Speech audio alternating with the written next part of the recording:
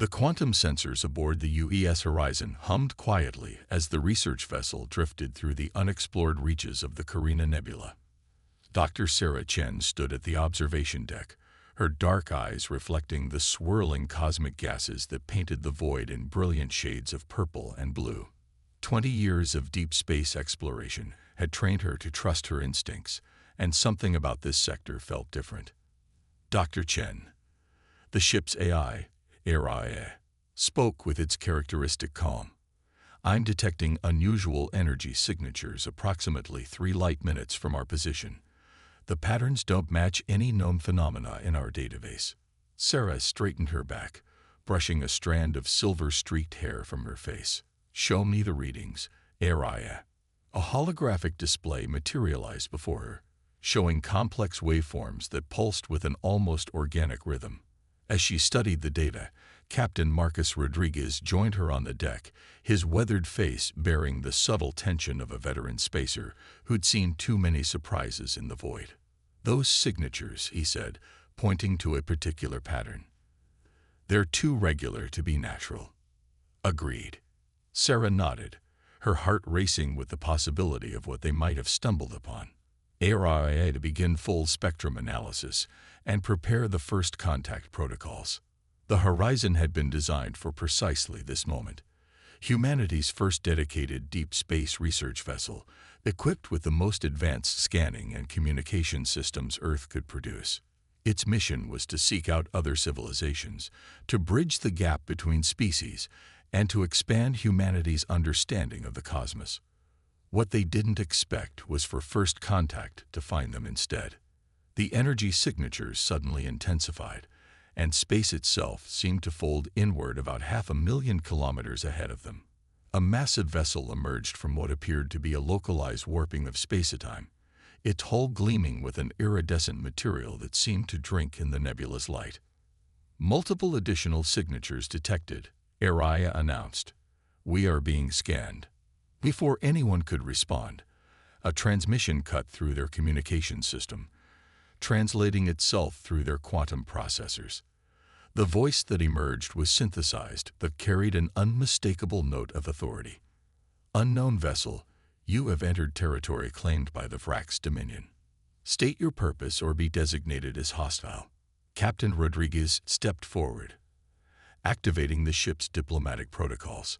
This is Captain Marcus Rodriguez of the United Earth Ship Horizon. We are a peaceful research vessel on a mission of scientific exploration and cultural exchange. We seek peaceful contact with other civilizations. There was a pause that seemed to stretch for eternity. Sarah found herself holding her breath, her fingers unconsciously tracing the small pendant she wore, a gift from her daughter back on Earth. Your vessel will be boarded for inspection, the alien voice declared. Resistance will result in immediate termination. Captain, Sarah whispered, our mission protocols are clear about first contact situations. Rodriguez finished. We comply under protest, but we comply. ARIA. Transmit our full diplomatic credentials and mission parameters. The alien vessel drew closer, its true size becoming apparent. It dwarfed the Horizon, casting a shadow that seemed to swallow the research ship whole. Multiple smaller craft detached from its hull, surrounding them in a precise formation. What happened next would be debated in the halls of Earth's government for years to come. The Vrax boarding party, encased in biomechanical suits that made them appear more machine than living being, materialized directly on the Horizon's bridge. Their weapons, if they could be called that, were already drawn. Your species is unknown to us, the lead Vrax announced, its voice modulated through their translation systems. Your technology is primitive, yet you possess quantum computing capabilities. Explain this discrepancy. Sarah stepped forward, her scientific training taking over. We've developed our technology independently, following our own path of evolution and discovery. We seek to learn from. The Vrax commander cut her off with a gesture. Scan their databases. Full extraction. Wait. Rodriguez protested. We've complied with your demands. There's no need for. The alien's response was immediate and devastating. A pulse of energy swept through the bridge, dropping half the crew to their knees. Sarah watched in horror as young Ensign Maya Collins, barely 22, and on her first deep space assignment, collapsed completely. "Your species exhibits concerning levels of independence," the Vrax's commander stated. "The Dominion cannot allow potential threats to develop unchecked. Your vessel and crew will be processed for analysis. Your data will determine whether humanity requires preemptive pacification." That's when Sarah saw it, the small holographic photo that had fallen from Maya's pocket as she fell. It showed the young ensign with her little brother at his graduation, both smiling with the pure joy of family love. The sight of it sparked something primal in Sarah's chest. "RIA," she whispered, knowing the AI would pick up her subvocalization. "Initiative Omega. Authorization, Chen 7 Delta 9. The AI's response was immediate and unprecedented. Hidden systems, installed but never tested, came to life throughout the ship. Quantum fields that had nothing to do with research activated in microsecond sequences. The Vrax never saw it coming.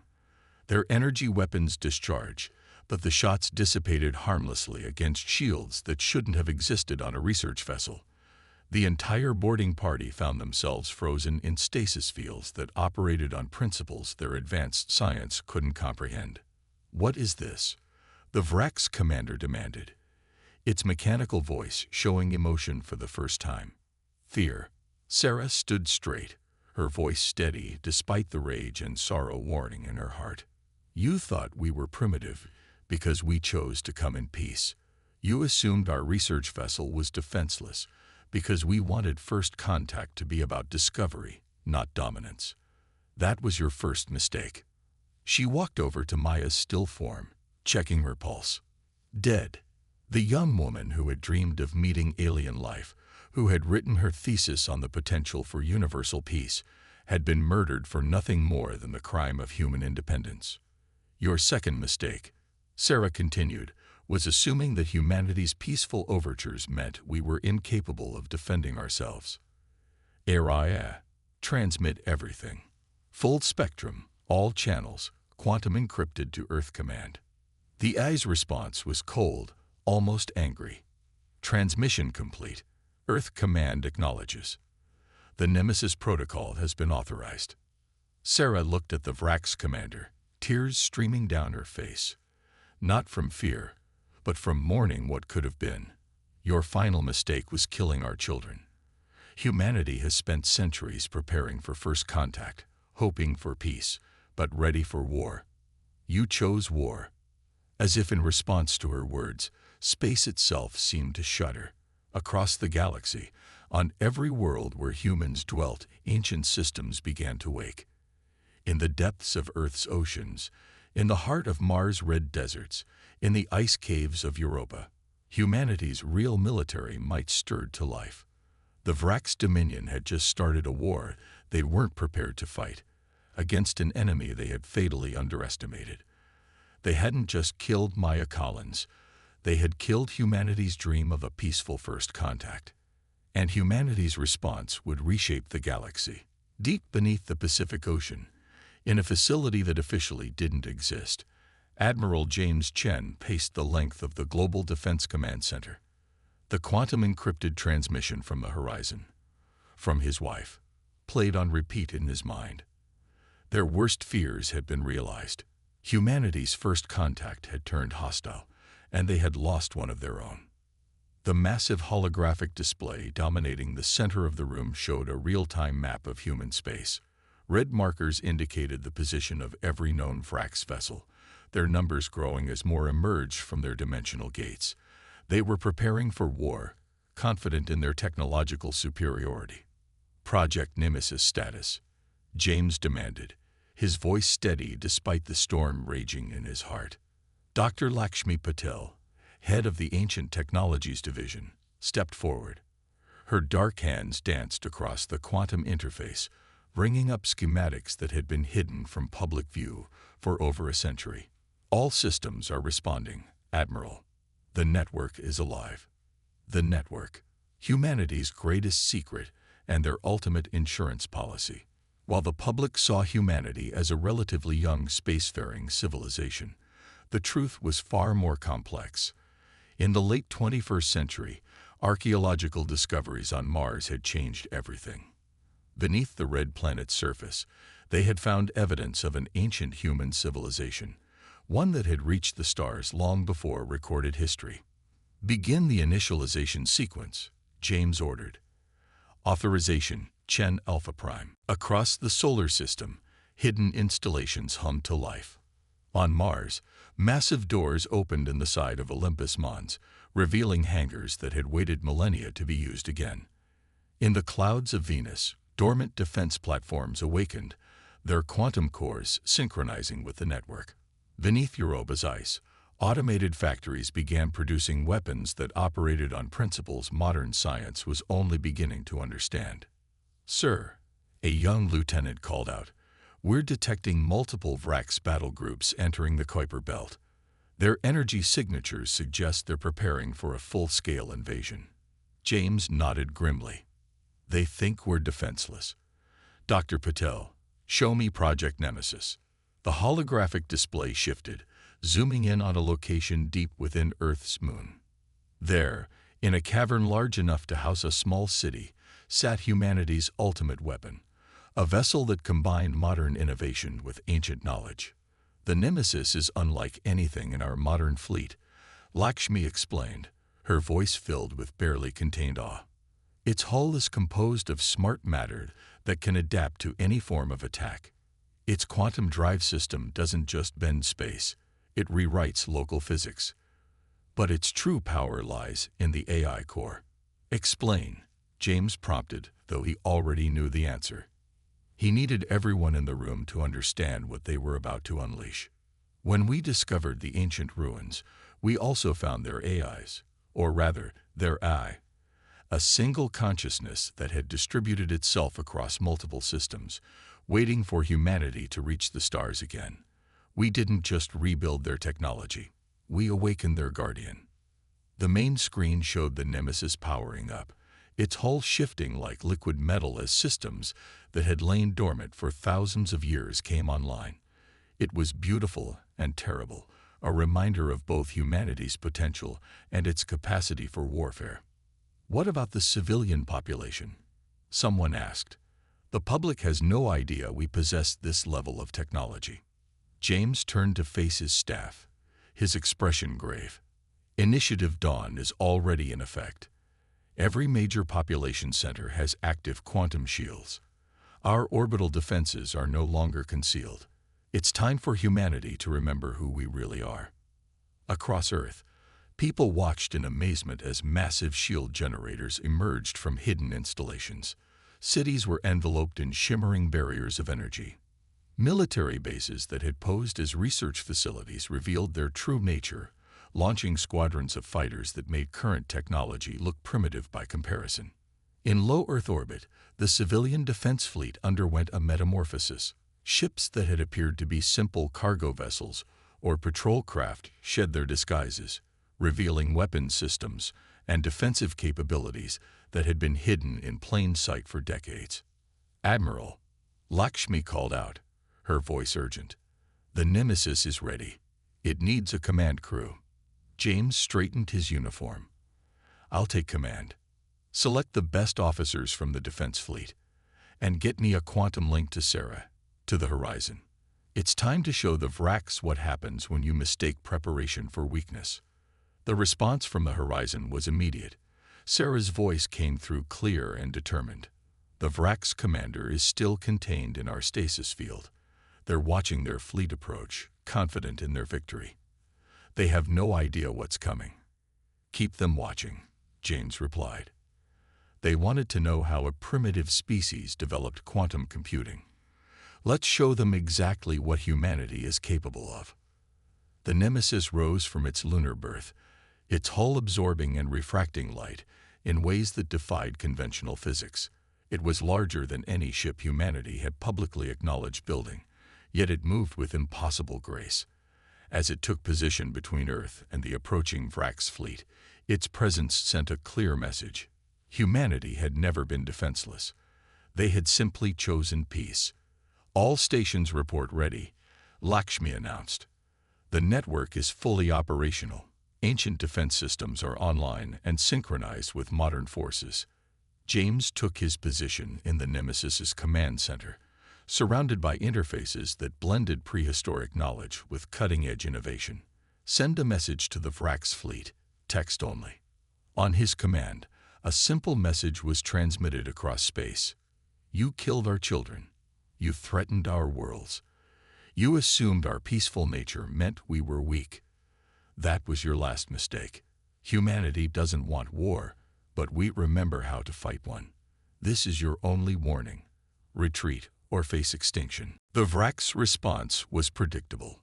They launched their first wave of attacks.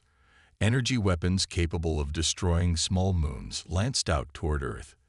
They never reached their targets. The Nemesis moved, its hull rippling like water, and the attacks simply ceased to exist, caught in quantum fields that turned their own energy against them. "They've made their choice," James said quietly. "Begin the counterattack. Show them why humanity's children should never be harmed." The war for Earth's future was about to begin, and humanity's ancient legacy was awakening to ensure that future would remain free. The void between Earth and Mars erupted with light as the first wave of Vrax warships encountered humanity's awakened defenses. Admiral James Chen stood on the Nemesis's command deck, watching as the ancient vessel's quantum systems calculated and executed maneuvers that should have been impossible. "Multiple dimensional gates opening," reported Commander Yuki Tanaka, her hands dancing across the crystalline interface. "The Vrax are committed to a full-scale assault, counting over 300 capital ships." James watched as the enemy fleet emerged, their biomechanical vessels arranged in perfect geometric formations. Under normal circumstances, such a force would have been overwhelming. But these were not normal circumstances. "Deploy the swarm," he ordered. From the Martian hangars carved into Olympus Mons, thousands of autonomous combat units launched into space. Each one was barely larger than a fighter but contained technology that had waited millennia to be used again. They moved like a living cloud, their quantum cores linked through the network, sharing data and adapting in real time. The Vrax fired first, their energy weapons turning space itself into a deadly lattice of destruction. Their targeting was perfect, their tactics flawless, and completely useless. The swarm split and flowed around the attacks like water, while the Nemesis simply absorbed the energy, its smart matter hull glowing with accumulated power. "They're targeting Earth's population centers," Lakshmi announced from her station. "Multiple planetary bombardment vectors detected." James allowed himself a grim smile. "Let them try. Show me the shields." The holographic display expanded, showing Earth wrapped in layers of quantum shielding. As the Vrax weapons struck, the shields didn't just block the attacks, they redirected the energy, feeding it into the planetary defense grid. Each shot meant to destroy humanity only made them stronger. Aboard the Horizon, still held in the outer system, Sarah Chen watched through quantum-linked sensors as humanity revealed its true nature. The captured Vrax commander and their boarding party remained trapped in stasis, forced to witness their empire's greatest mistake. "Your species," the Vrax commander spoke, their synthetic voice carrying an edge of desperation. "You concealed your true capabilities. Why?" Sarah turned to face them, her expression a mixture of sorrow and determination. "Because we remembered our past.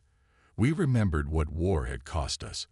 When we found the ruins on Mars, when we discovered what our ancestors had achieved and lost, we made a choice.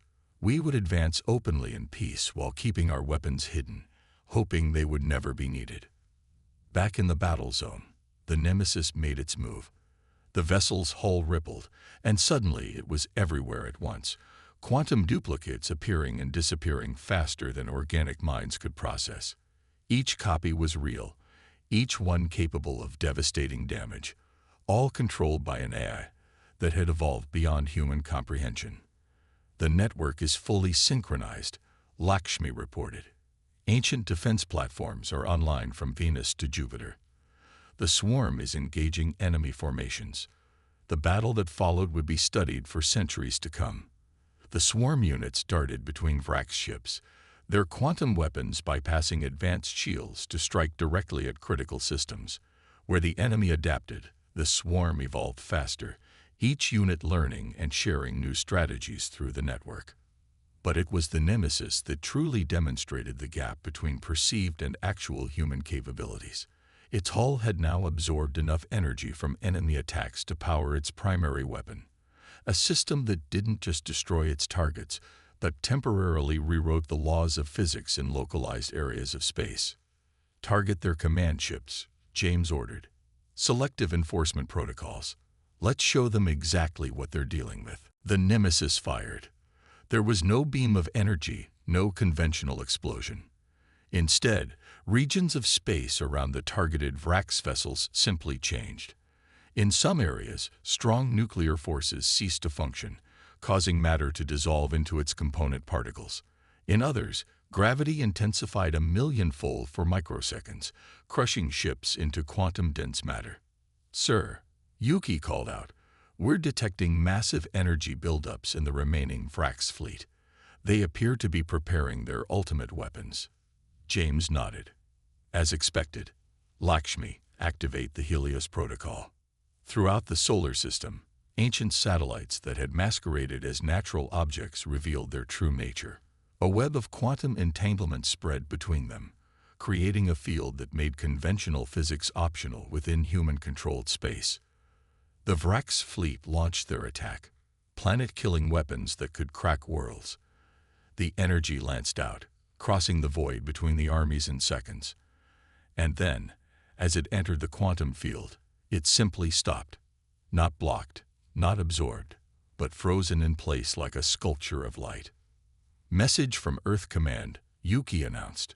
"The civilian population is secure. All ancient defense systems are functioning at optimal levels. We have achieved total tactical superiority." James looked at the battle display, at the frozen energy weapons and the increasingly desperate Vrax fleet. "Send a message to all enemy vessels. Your weapons cannot harm us. Your technology cannot surprise us.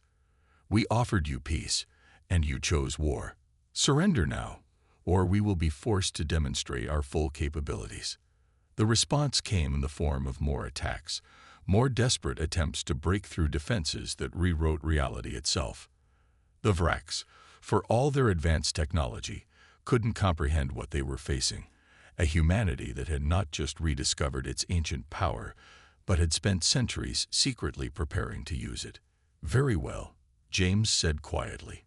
"Nemesis Command, initiate the Prometheus sequence. Show them what humanity's children can really do." The ancient AI at the heart of the Nemesis stirred, its consciousness expanding through the network. In that moment, as reality itself prepared to bend to human will, the Vrax began to understand their true error. They hadn't just attacked a young species reaching for the stars. They had awakened giants who had walked among them before. The quantum gates blazed across the void as the Nemesis led humanity's counter-offensive into Vrax space. In the 3 days since the battle for Earth, the network had analyzed and decoded the enemy's dimensional travel technology, improving upon it with humanity's ancient knowledge. What had taken the Vrax centuries to develop, humanity had mastered and surpassed in less than a week. Admiral Chen stood at his command station, reviewing the tactical display as countless stars shifted around them. The Nemesis' quantum drive allowed them to move through space in ways the Vrax hadn't thought possible, appearing simultaneously in multiple star systems. Behind them, the swarm units spread through enemy territory like a silver tide, gathering intelligence and disrupting Vrax military operations. "Sir," Commander Tanaka reported, "we're detecting unusual communications patterns throughout the Vrax networks. It appears their command structure is fragmenting." Dr. Patel looked up from her station, her eyes wide with realization. "It's not fragmenting, it's dividing deliberately. The Vrax aren't as unified as they appeared." The holographic display shifted, showing hundreds of Vrax worlds linked by their dimensional gate network. But now, with humanity's advanced sensors piercing their security protocols, a different picture emerged. The Vrax Dominion wasn't a single empire, but a collection of factions held together by fear and technological superiority, both of which humanity had just shattered. "Message incoming," Yuki announced. "It's different from their previous communications." A figure appeared on the main screen, its biomechanical form distinctly Vrax, but somehow less rigid, less militaristic. "I am Speaker Ven of the Reform Coalition. We have been watching your response to the military directorate's aggression. We wish to talk." James shared a look with Sarah, who was now aboard the Nemesis after the Horizon's recovery. She nodded slightly. Her expertise in xenodiplomacy would be crucial here. "Speaker Ven." Sarah stepped forward. "I am Dr. Sarah Chen. We're listening. The military directorate has controlled our society for millennia," Ven explained, their synthesized voice carrying undertones of long-suppressed emotion. "They maintain power through technological superiority and the promise of protection against external threats. But you have broken their narrative. You have shown that their power is not absolute." As they spoke, the tactical display updated, showing Vrax military installations powering down across dozens of worlds. Civilian populations were rising up, supported by factions within their own military who had long opposed the Directorate's aggressive expansion. "Multiple Vrax battle groups are engaging each other," Yuki reported. "The Directorate is losing control of their fleet." James watched as the supposedly mighty Vrax military turned on itself, centuries of internal pressure finally finding release. "They're not just fighting over power," he realized. "This is about their entire way of life." "Correct," Ven confirmed. "The Directorate has suppressed our cultural evolution, our artistic expression, our very capacity for emotion, all in the name of military efficiency. They saw your species' emotional nature as weakness. Now they see their error, but they will not admit defeat." The Nemesis sensors detected a massive energy buildup in the heart of Vrax space. The Directorate, in their desperation, was activating weapon systems that made their previous attacks look primitive. "They would rather destroy everything than lose control," Ven warned. "The Omega protocols." "We know," James interrupted, watching as the ancient AI processed the threat. "We've seen this before, in our own past." The quantum display showed the full scope of the Directorate's plan. Weapons that could tear apart the dimensional barriers between realities, threatening not just their own civilization, but countless others. "Launch the Guardians," James ordered. From the Nemesis, massive constructs of smart matter emerged, their forms shifting between states of matter and energy. These were the ultimate expression of humanity's recovered technology. Autonomous systems designed to preserve and protect the very fabric of spacetime. "Fascinating," Dr. Patel breathed, watching as the Guardians deployed. "They're not just blocking the Directorate's weapons, they're stabilizing local reality itself." Across Vrax space, the Guardians spread out, creating zones where the Directorate's reality-warping weapons simply couldn't function. The swarm units, now joined by rebel Vrax ships, engaged the remaining Directorate forces with surgical precision. "Speaker Ven," Sarah addressed their new ally, "your people don't need to suffer for the Directorate's crimes. Let us help you." The speaker's response was interrupted by new alerts. The Directorate, in their final desperate act, had triggered their doomsday protocols. Entire star systems began to destabilize as their last resort weapons activated. "All units, execute Operation Starlight," James commanded.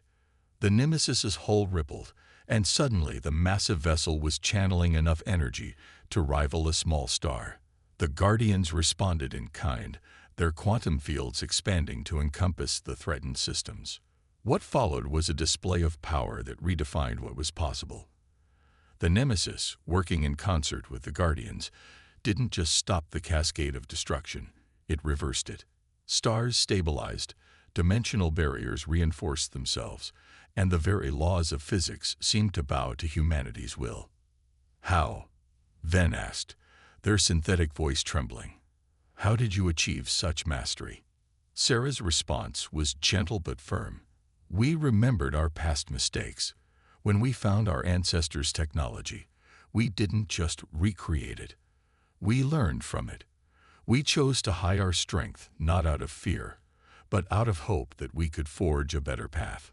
The battle ended not with a grand explosion or a desperate last stand, but with surrender. Across Vrax space, Directorate forces laid down their arms, their unquestioned authority broken by the sight of power they couldn't comprehend. As the Nemesis established quantum gates back to Earth, James received a priority message from home. On his private display, he saw footage of memorial services being held worldwide for Maya Collins and the other victims of First Contact.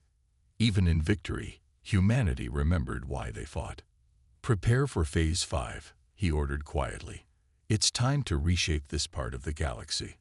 Not through force, but through understanding. The way we should have done it from the start. The Nemesis' ancient AI acknowledged the command, its vast consciousness already calculating the paths to peace. The war was ending, but humanity's true test, helping to rebuild what the Directorate had nearly destroyed, was just beginning. In the crystalline chamber deep within the Vrax homeworld's capital, humanity faced its moment of truth. The Nemesis hung in orbit above, its quantum fields maintaining peace as representatives from all Vrax factions gathered below. Admiral James Chen and Dr. Sarah Chen stood before them, no longer as warriors or scientists, but as representatives of humanity's conscience. The captured Vrax commander from the Horizon incident knelt before the assembly, their biomechanical form showing signs of the internal conflict that had reshaped their understanding. Behind them, the remnants of the military directorate waited in custody, their power broken but their influence still echoing through Vrax society. Your species, the commander spoke, addressing both the humans and their own people, showed us something we had forgotten. Power without wisdom is nothing but a path to destruction.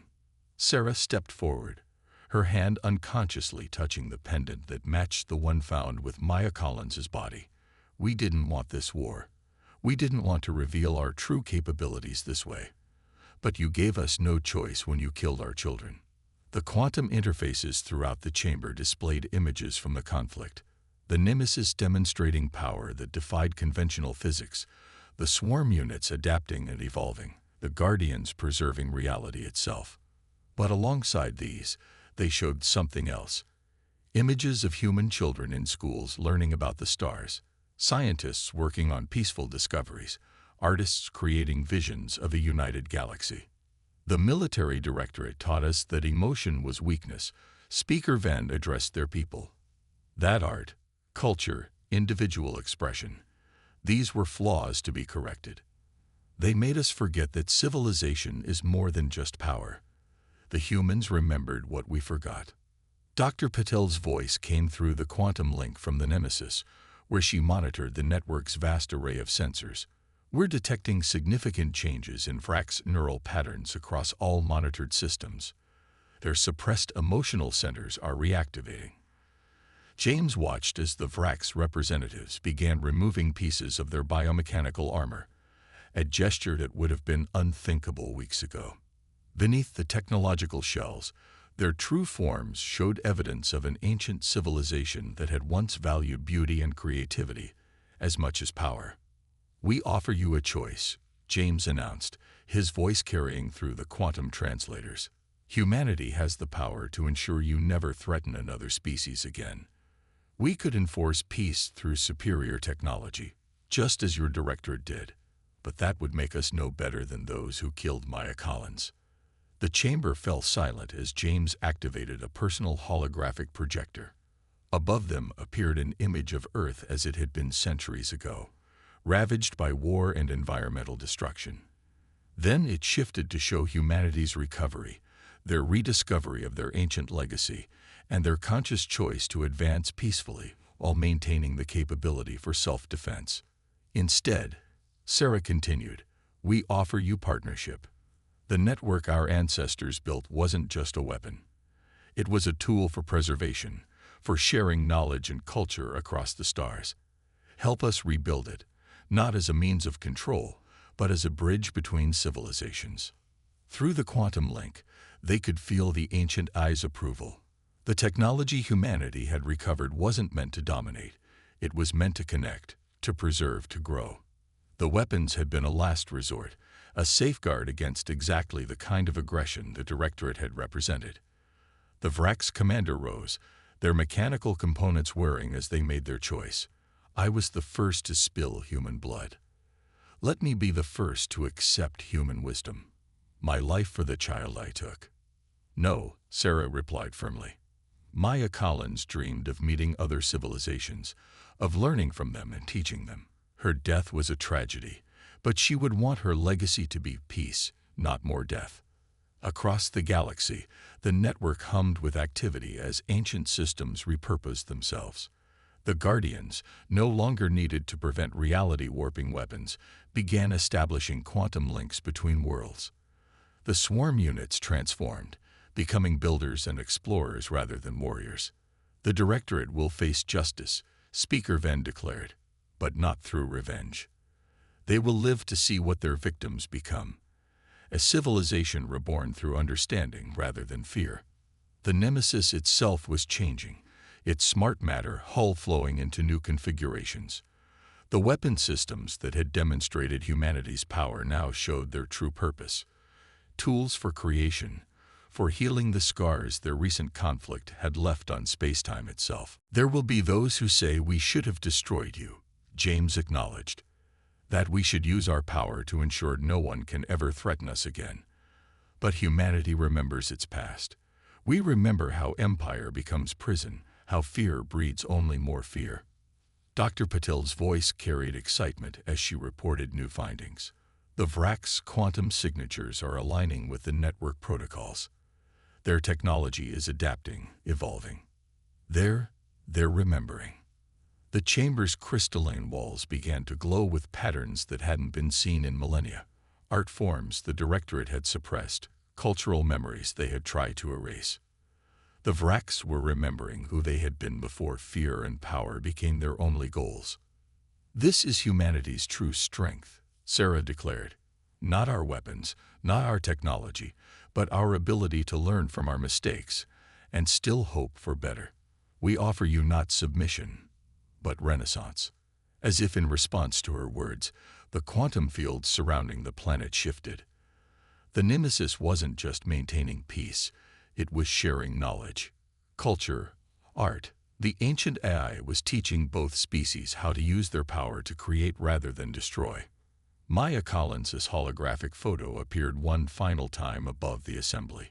Her smile, frozen in time, reminded everyone present of what had been lost and what could still be saved. Let her be the last, the Vrak's commander said quietly. Let her death mark not the beginning of a war, but the end of an age of fear. As the quantum gates between Earth and Vrak's space stabilized into permanent links, humanity faced its greatest challenge yet. Helping a civilization remember how to feel, how to create, how to live in peace. The power to destroy had brought them to this moment, but the wisdom to create would guide them forward. The war was over. The healing had begun.